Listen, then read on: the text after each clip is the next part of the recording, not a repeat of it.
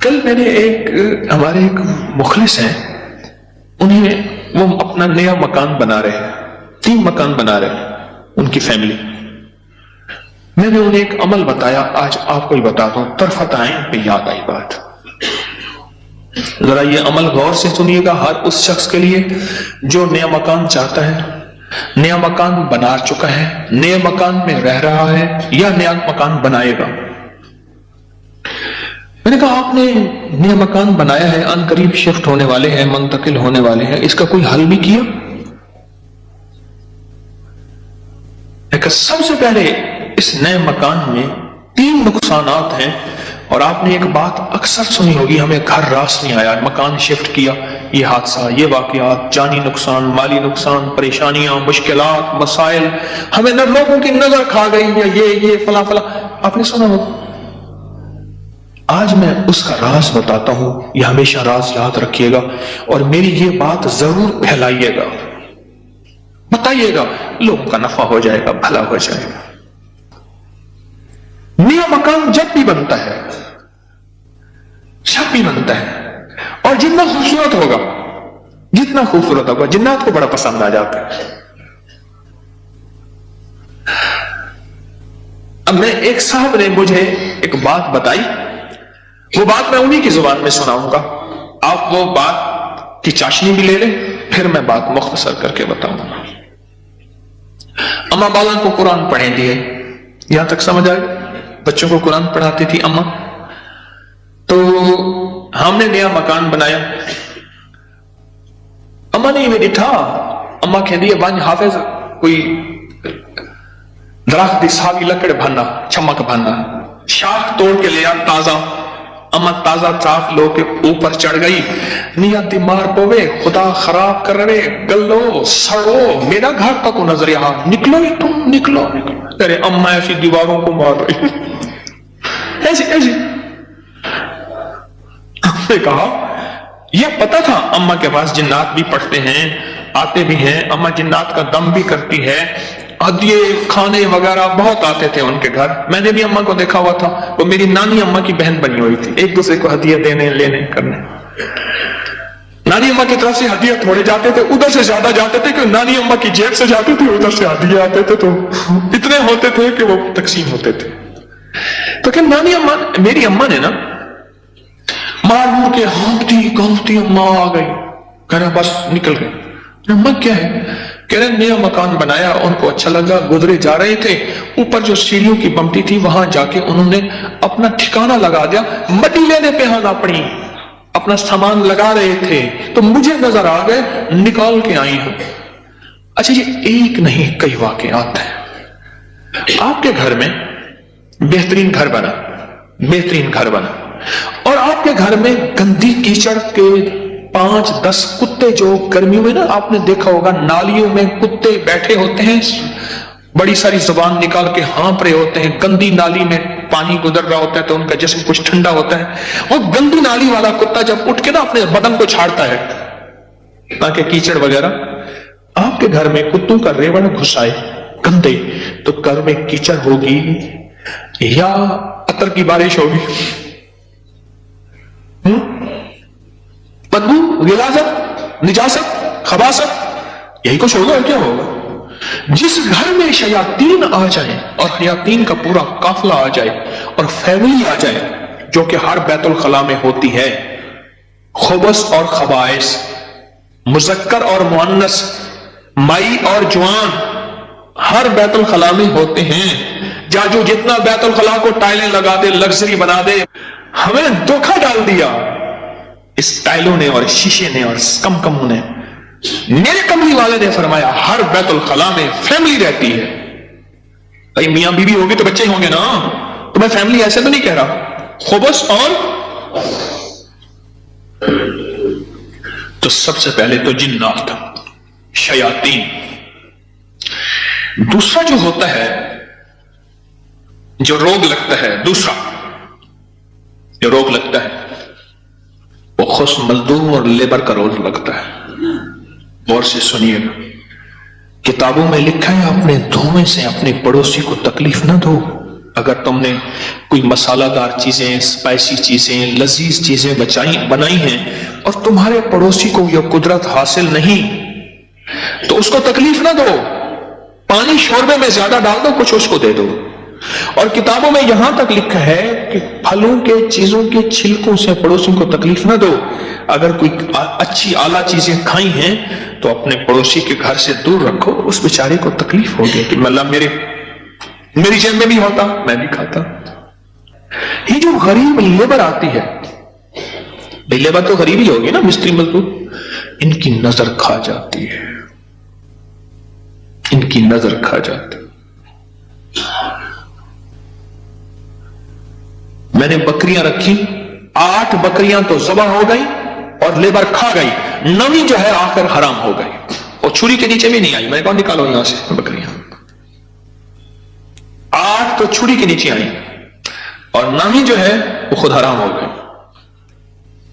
اور تیسری اور آخری چیز، یہ میں آپ کو کہتا نا گھر راس نہیں آیا، یہ میرے پاس بہت واقعات آتے ہیں۔ اس کی نظر ہوتی ہے، لیبر کی ہوتی ہے، اور بعض بندے ایسے ہوتے ہیں، اب تو سائنس ایول آئی اور بیڈ آئی پہ جاؤ، میرا لفظ لکھو سوشل میڈیا پہ، نیٹ پہ، پتہ نہیں کہاں، فیس بک پہ، ایول آئی بیڈ آئی۔ اب تو پوری دنیا کی سائنس نظر بد پہ پاگل ہو چکی ہے۔ پہلے کہتے تھے یہ ان کی قصے کہانیاں ہیں، ارے میرے کملی والے نے فرمایا، اور سائنس اس کی ریسرچ کو کہے سچ نہیں ہے تو ہو کیسے سکتا ہے؟ ہو کیسے سکتا ہے؟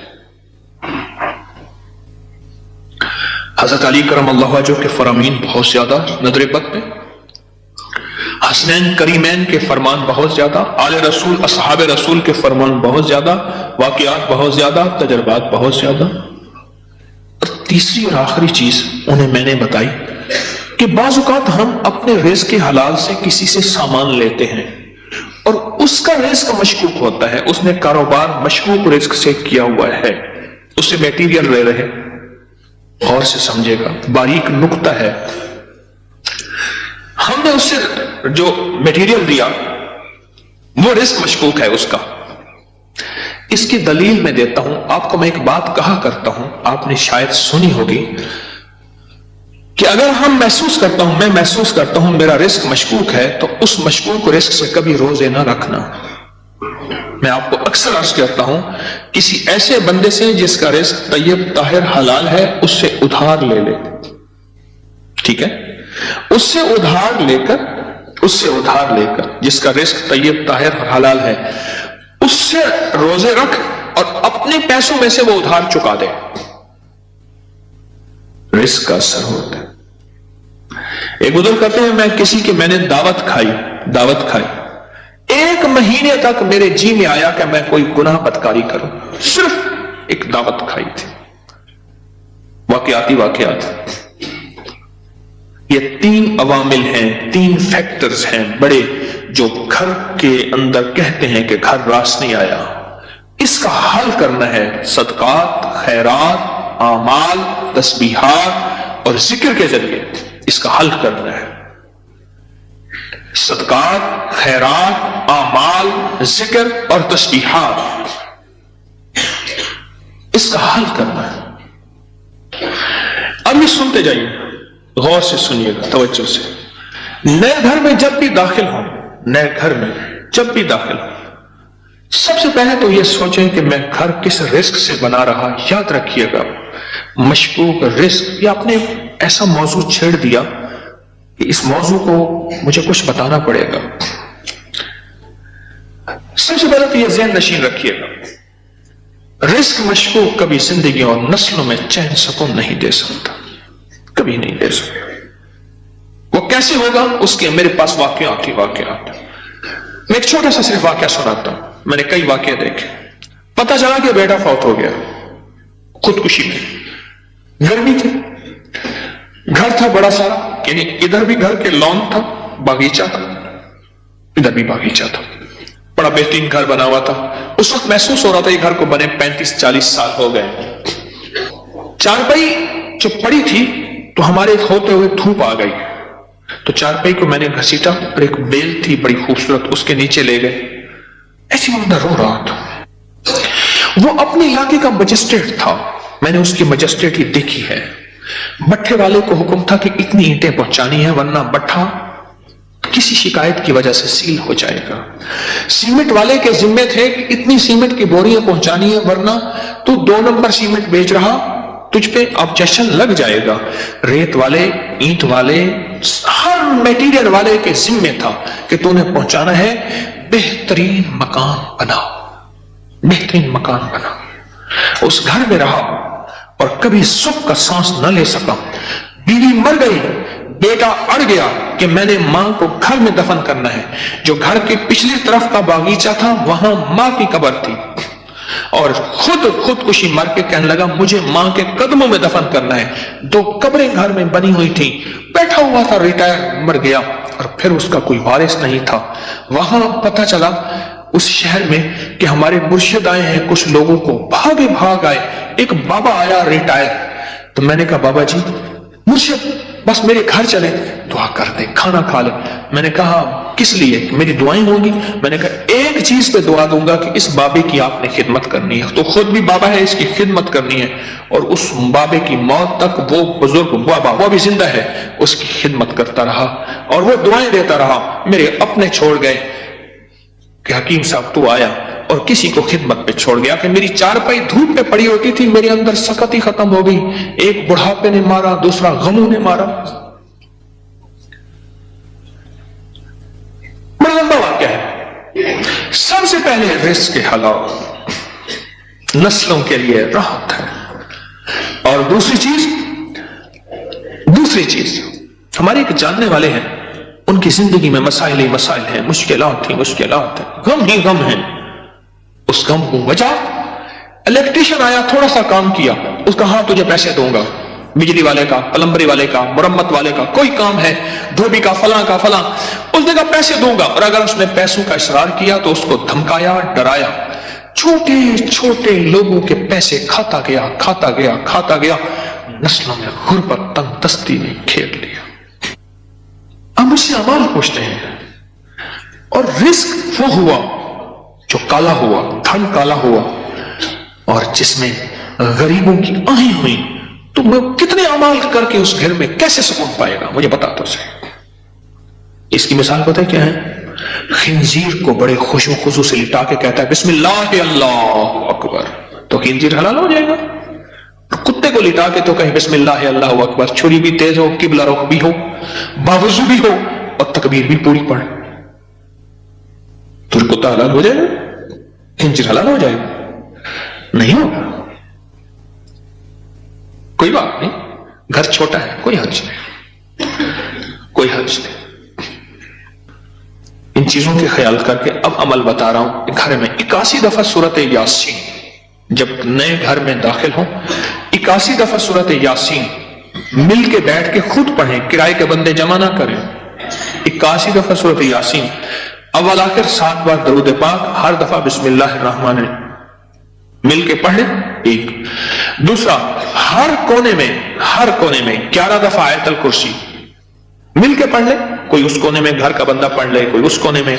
گھر کے چاروں کونے میں 11 دفعہ آیت الکرسی اور 1 دفعہ گھر کے درمیان میں 11 دفعہ آیت الکرسی. 2 اور گھر کے چاروں کونے میں 3 دفعہ اذان، 3 دفعہ اذان.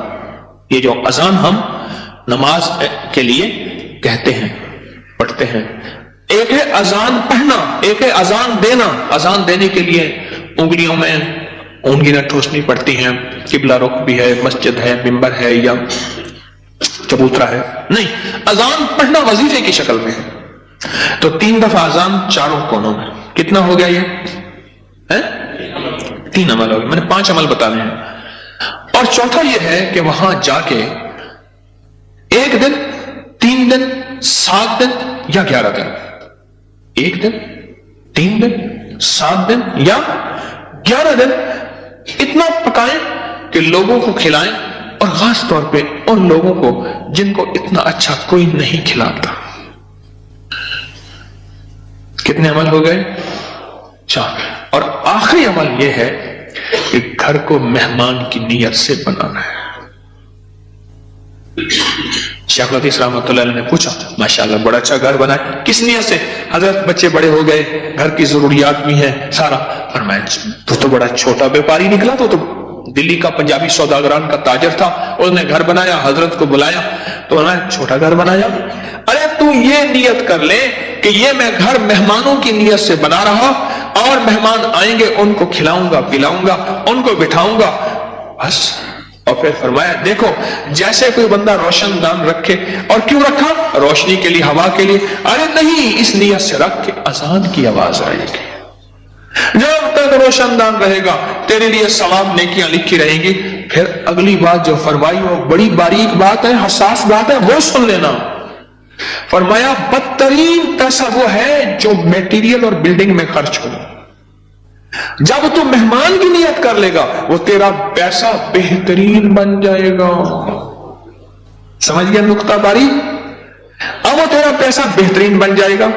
और तूने अगर मेहमान की नियत ना की और मेहमान की खिदमत का जज्बा ना लिया, वो तो बदतरीन पैसा है, अल्लाह के यहां नापसंदीदा है। जो मेरे रब के यहां नापसंदीदा है, उसमें सुकून आ सकता है, चैन आ सकता है, राहत मिल सकती है, खैर मिल सकती है, बरकत मिल सकती है। कैसे मिल सकती है? उसमें तो बरकत मिल ही नहीं सकती। मेहमान की नियत कर, मेहमान की नियत कर। ये 5 चीजें हैं नए मकान बनाने के लिए, नफामंद है। और 2 एहतियातें, एक और एक रिस्क हराम। 5 अमल, 2 एहतियातें, ये नया मकान